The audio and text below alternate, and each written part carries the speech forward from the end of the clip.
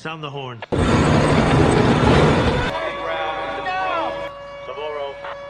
Yes, sir.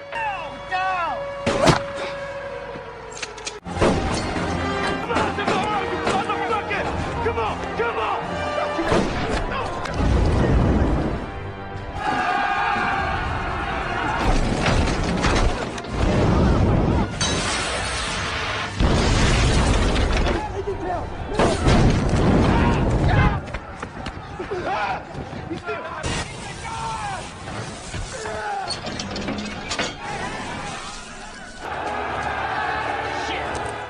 The film begins by showing a prison warden with the rank of colonel who at that time was supervising his military prison.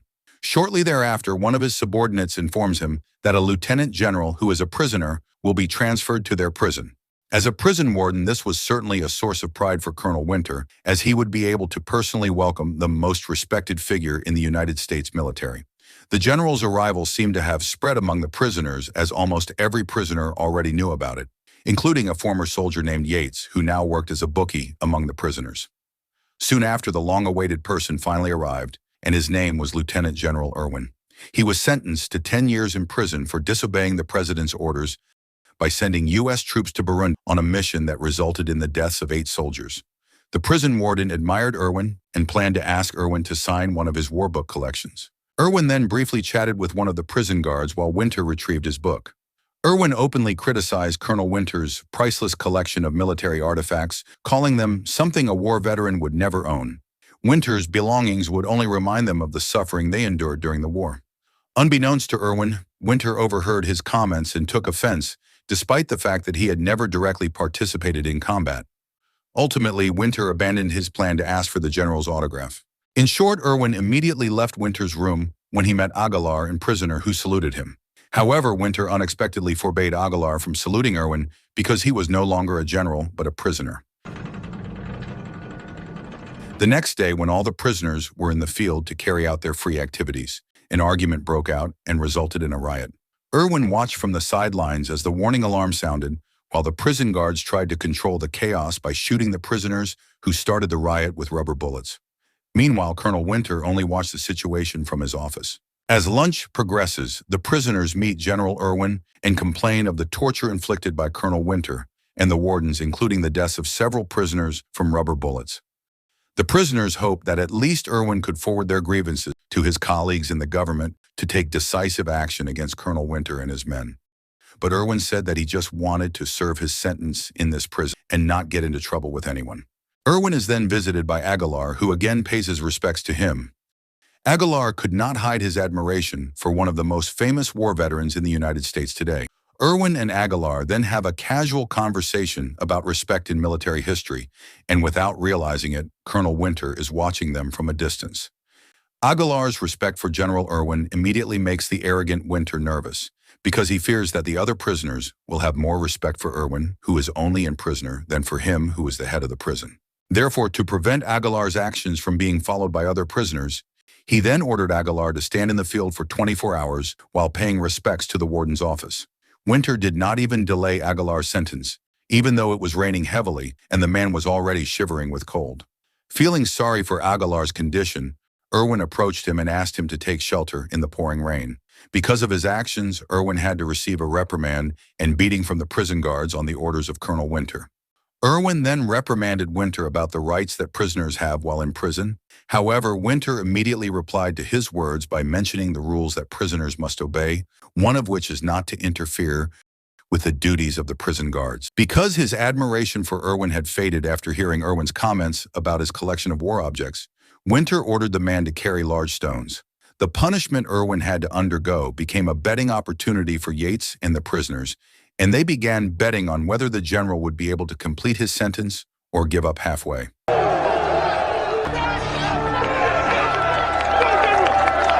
Although his body was no longer as strong as it used to be, Irwin still tried to move the large rocks without complaining. He took off his clothes in the hot weather and revealed many scars he had received on the battlefield. One of them was a scar from when he fought desperately to defend his men, which made him a highly respected and honored figure in U.S. military history.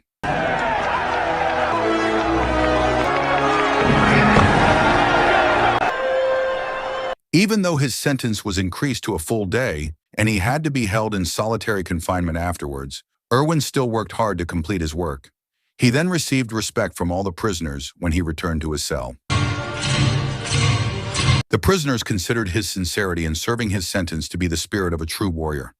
Yates then visited Irwin in his cell and gave him a large number of cigarettes as a gift. However, since Irwin was not a smoker, he ordered Aguilar to distribute the cigarettes to all the prisoners. Here it is revealed that Irwin recognized Yates's father, who turned out to be his subordinate. Irwin then told Yates about his father, who was able to inspire him and the other soldiers when they were surrounded in enemy territory and had little chance of escaping alive. He also said that the soldiers under his command were like his own family, who he had to save at all costs. Yates, a former officer and helicopter pilot, was amazed to hear Irwin's story about his father's past. The next day, Irwin went to see the prisoners who had been ordered by Winter to build a wall to keep them busy and prevent them from being lazy. He then asked Aguilar to teach the prisoners how to build strong stone and mortar walls because Aguilar had told him that Aguilar's father was a skilled craftsman. After receiving instructions from Irwin, whose leadership was able to mobilize and organize the prisoners, they began to build a fortified wall together. Instead of being called general, Irwin earned the nickname chief from the prisoners who respected his leadership. Feeling jealous of the prisoners' respect for Irwin, Winter then ordered the prison guards to destroy the wall. Sound the horn.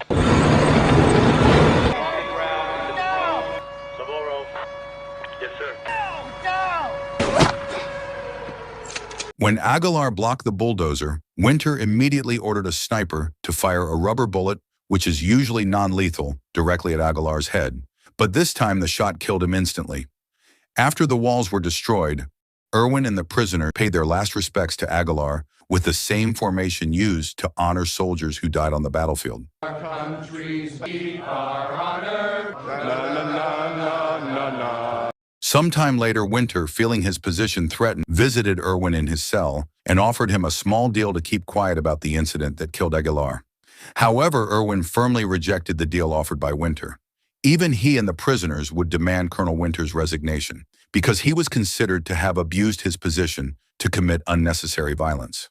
Knowing that the prison guards would report their actions to Winter, the prisoners began to behave like soldiers around Irwin by using code words and body movements. During his visit to the prison, Brigadier General Wheeler, Winter's superior, asked him to keep his promise when he complained about Irwin's condition, whom he considered to be hallucinating because he saw the prison as a battlefield that Irwin wanted to seize from his position as head guard. On the other hand, Wheeler, who respected Irwin, met and spoke with him directly. He listened to Irwin and the prisoners' complaints about Winter's tyranny. Wheeler then told him to obtain valid evidence of Winter's wrongdoing so that he could take action against Winter. After that, Irwin and several prisoners who were closest to him began planning to overthrow Winter and remove him from his position as head guard.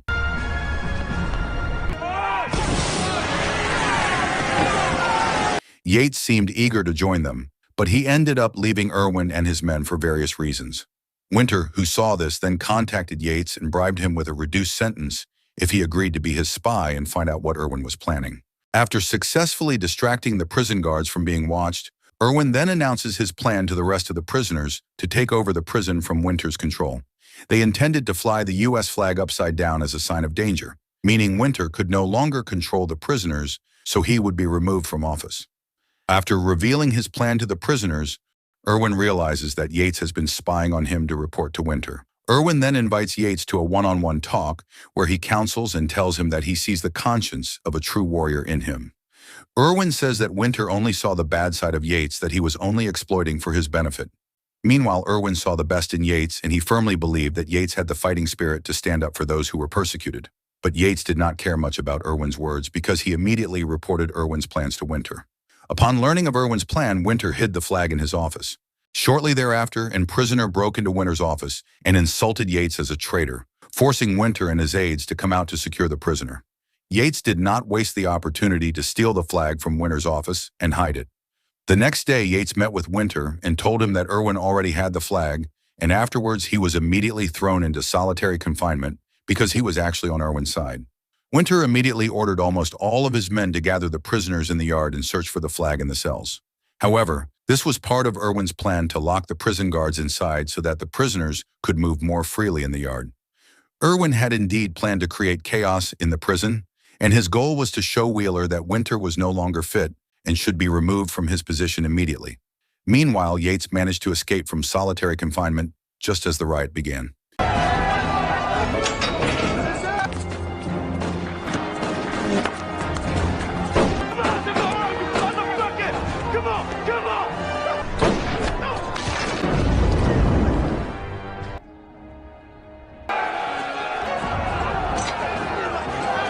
One of the prisoners managed to reach the communications room and called Wheeler to report the chaos inside the prison and Winter's inability to control the prisoners. Winter immediately deployed his remaining troops to repel the attack by the prisoners who were advancing under Irwin's command.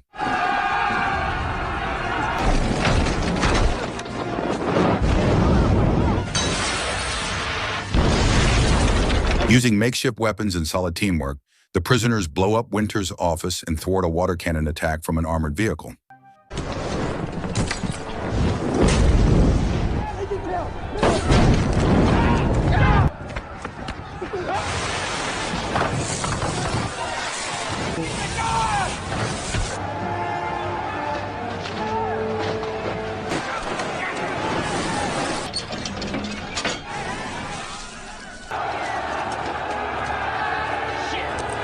Upon learning that Wheeler will arrive in 20 minutes, Winter immediately orders a helicopter to fire ammunition at the prisoners.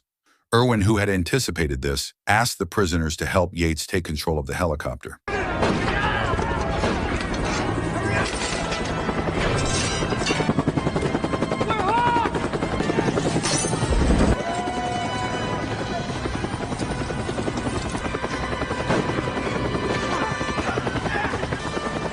After taking control of the helicopter, Yates killed the sniper who had killed Aguilar.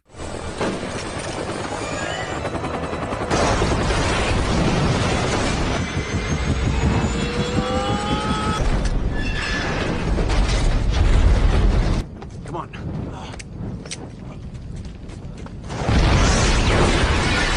Since all of his attacks were successfully blocked by Irwin and the prisoners, Winter finally intervened and ordered his entire team to surround the prisoners at gunpoint, as prison guards were allowed to use lethal ammunition in emergencies. Winter then ordered the prisoners to lie down, but they ignored him, until he finally warned the prisoners that the snipers positioned above them would shoot if they did not obey. Irwin then ordered his fellow prisoners to lie down because he did not want any more casualties, and they all immediately complied with the general's request.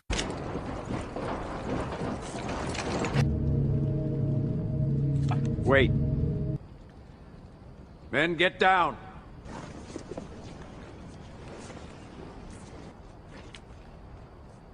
Winter then asked Irwin to return his flag, but he refused. After that, Irwin turned and started walking towards the flagpole to raise it. Seeing Irwin ignoring him, Winter ordered his troops to shoot Irwin, but no one was willing to do so.